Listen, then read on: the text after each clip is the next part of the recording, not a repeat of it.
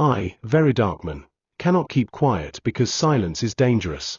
Every time I look at the situation in the southeast, I feel pain. The killings, the fear, the confusion, and the anger are too much. I know the people are tired. I know the land is tired. And I also know that a big part of this problem is connected to the continuous detention of Nnamdi Kanu. That is why I speak again.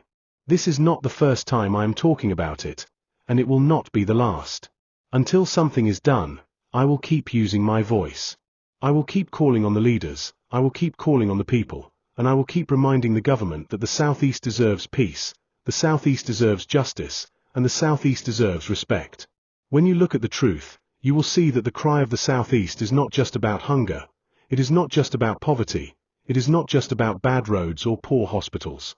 The bigger cry is about insecurity, about the fear that has turned the region into a place where people no longer feel safe in their own homes. Mothers cry when their children go out. Fathers worry every time they leave the house. Traders open their shops with fear. Students go to school looking over their shoulders. This is not how life is supposed to be. Now, we must ask ourselves a serious question. Why has this insecurity continued to grow? Why has it not reduced? Why is the Southeast still in pain? Many fingers point to the same reason, the case of Nnamdi Kanu. His arrest and his continued detention have created deep anger in the hearts of the people. Many people believe that keeping him locked up is like pouring fuel into fire. It makes the fire burn bigger instead of putting it out. That is why I am saying it again. The Southeast governors must stop acting like this matter is not important. They cannot continue to fold their hands while their people suffer. They cannot continue to act like everything is fine. It is not fine. People are dying, communities are bleeding, families are broken, and businesses are collapsing. Something must be done, and it must be done now. If the governors stand together, they can call on President Tinubu with one strong voice. They can say, Mr. President, release Nnamdi Kanu. Let us reduce the tension. Let us heal our land. Let us save our people. That call will carry weight because it will not come from one man or from one group. It will come from the leaders of the Southeast themselves, leaders who were chosen by the people and given the power to speak on their behalf. I am not asking for something impossible. I am asking for something simple, something fair, something right. Nnamdi Kanu is not a ghost. He is a human being, and he has rights like every other Nigerian. If his continued detention has become the root of so much insecurity, then what is the wisdom in keeping him locked up? Is it not better to free him and allow peace to grow? Is it not better to give the people a reason to believe that justice still exists in this country? I speak out again because I do not want history to say that we saw our people dying and we kept quiet. I do not want to be counted among those who had a voice but refused to use it. I do not want to live in a country where the cries of the people are ignored. I want to live in a country where leaders listen, where leaders care, and where leaders take action. The truth is simple. Insecurity in the Southeast is linked to the issue of Nnamdi Kanu. If we want to reduce the killings, if we want to restore peace, if we want to rebuild trust, then his release must be the first step. I am not saying it will solve everything at once, but I know it will change the mood of the people. It will reduce the anger. It will open the door for dialogue. And from dialogue, real solutions can come. Every time I speak, I do it because I believe in Nigeria. I believe in the Southeast. I believe in justice.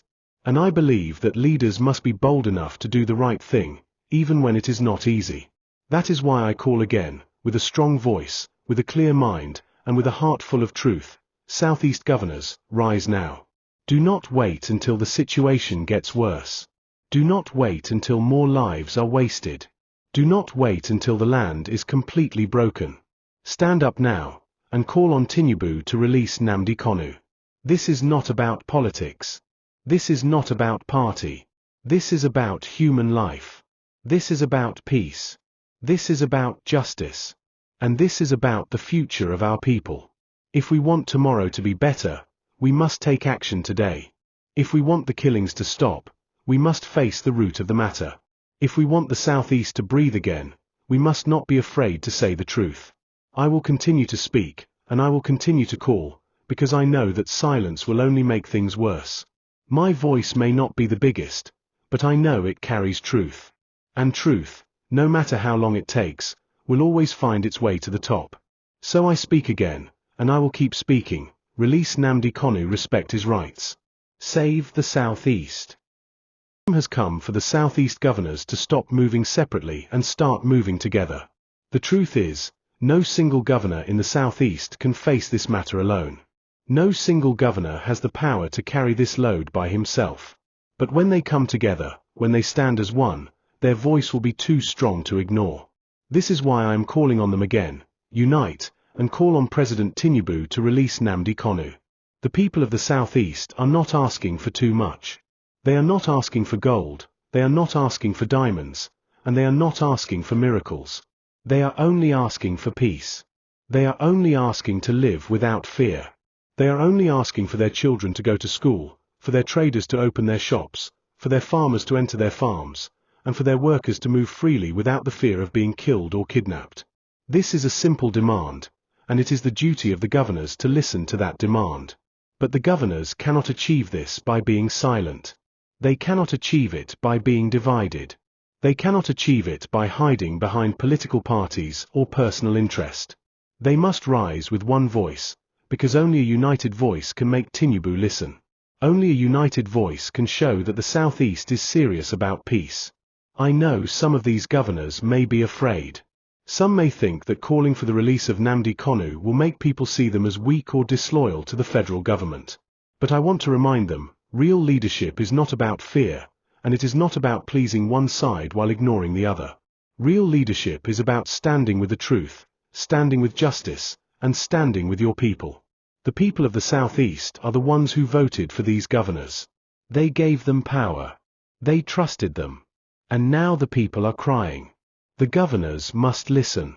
If the Southeast governors come together and go to President Tinubu, the message will be clear. It will not be seen as the cry of one person or the complaint of one group. It will be seen as the official stand of the Southeast leadership. That kind of message carries weight. That kind of message cannot be easily ignored. And that kind of message can bring change. Think of what will happen if Nnamdi Kanu is released. The tension will reduce. The anger in the hearts of many people will begin to calm. The sit-at-home that has crippled businesses will begin to lose its power. Traders will open their shops without fear of attack. Transporters will put their buses back on the road. Farmers will return to their farms.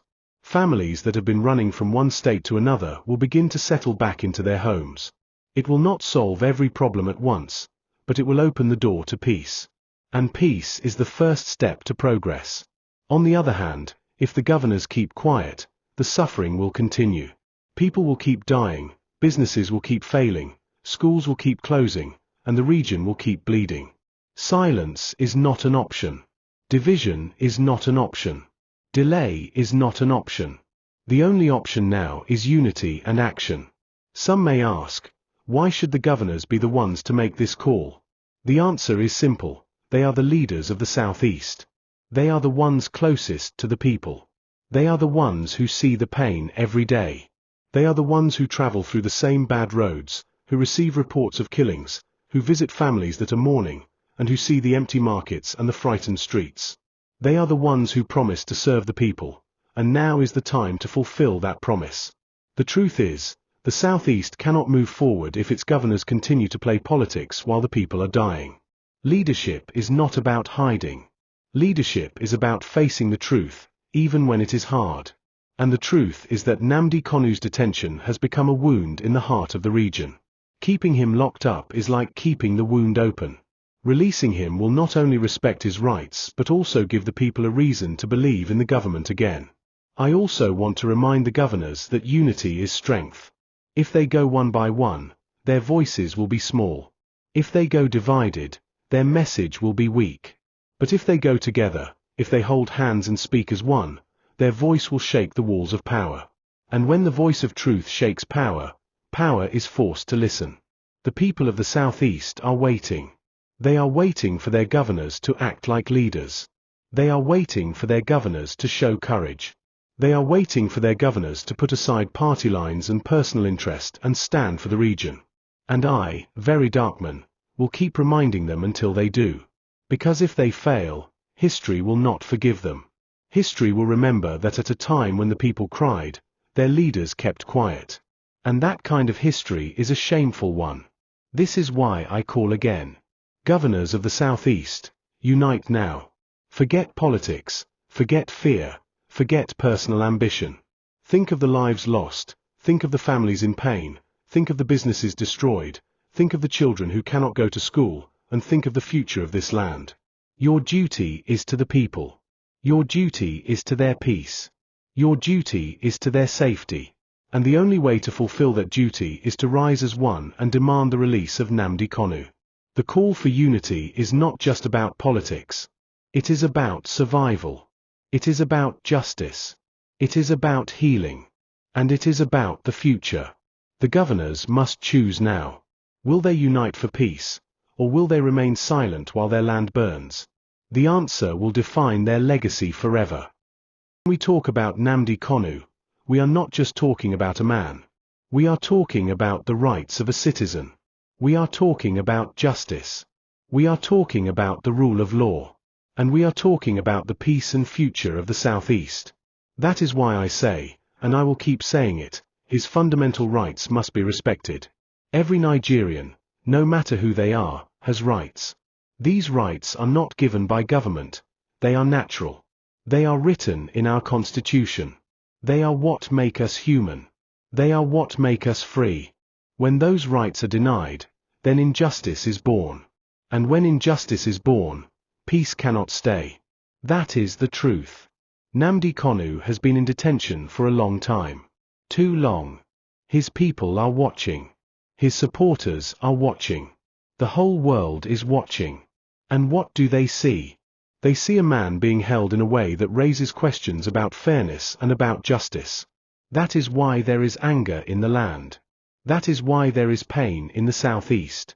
Because people feel that his rights are not being respected. Let us be honest, keeping Nnamdi Kanu locked up has not solved any problem. It has not brought peace. It has not ended insecurity. In fact, it has made insecurity worse. The killings have increased. The fear has spread. The economy of the Southeast has collapsed. Families have been destroyed. And all of this is happening while one man remains behind bars. Does that make sense? Is this the way to build a country? Is this the way to heal wounds? The answer is no. I must also remind the government of one thing. Power does not last forever, but justice does. Leaders come and go, but the decisions they make remain in history. If you deny a man his rights, if you lock him up without listening to the cries of his people, history will not forgive you. It will record your name in shame. But if you choose justice, if you choose fairness, if you choose peace, history will honor you. That is why President Tinubu must act wisely. He must listen. He must release Nnamdi Kanu, not as a sign of weakness but as a sign of strength, a sign of justice, and a sign of leadership. Respecting the rights of Nnamdi Kanu is not just about him alone. It is about the message it sends to every Nigerian. It says, in this country, the law still matters. It says, in this country, leaders still listen. It says, in this country, your rights will not be taken away. That is the kind of message that heals divisions. That is the kind of message that restores trust between the people and the government. But right now, the message people are getting is different. The message they see is that if the government can keep one man locked up for so long, then no one is safe. The message they see is that their voice does not matter. The message they see is that their rights can be taken at any time. And that kind of message is dangerous. It breaks trust. It creates anger. It makes people lose faith in the system. And when people lose faith in the system, they look for other ways to fight. That is why insecurity has refused to stop. Releasing Nnamdi Kanu will change that. It will show the people that their voice has been heard. It will show them that their rights are respected. It will show them that the government is ready to listen and ready to work for peace. And when people see that, the tension will go down. The anger will reduce. Dialogue will begin. And from dialogue, real solutions will come. I know some people will argue that releasing him will make him more powerful, that it will give his movement more strength. But let me ask, what has keeping him in detention done? Has it reduced his influence? Has it ended his message? Has it silenced his supporters? No. If anything, it has made him even more powerful. It has made his name a symbol. It has made him a voice for those who feel ignored. That is the truth. So, keeping him locked up is not the answer. The answer is justice. The answer is dialogue. The answer is peace. And peace cannot come without respecting rights. I am calling on the Southeast governors again. Do not be silent. Do not look away. Do not say it is not your problem. It is your problem because it is your people who are dying. It is your markets that are closing. It is your schools that are empty. It is your region that is bleeding. Stand up and speak with one voice. Tell Tinubu to release Nnamdi Kanu, not only because it will bring peace but also because it is the right thing to do. I say it clearly, this is not about politics. This is not about party. This is about human life. This is about justice. This is about the future of Nigeria. And any leader who truly cares about peace must choose justice over oppression. The Southeast deserves peace. The Southeast deserves justice. The Southeast deserves respect. And Nigeria, as a nation, cannot move forward if one part of it is burning. Releasing Nnamdi Kanu will not only heal the Southeast, it will help heal Nigeria. It will show that this country still believes in fairness. It will show that this country still respects the rights of its citizens. And it will open the door to a new beginning. So I end this chapter with one strong message. President Tinubu, respect the rights of Nnamdi Kanu, release him. Southeast governors, do not keep quiet. Use your voice. Stand with your people. The future of the Southeast depends on this. The future of Nigeria depends on this. And history will judge everyone by the choices they make today.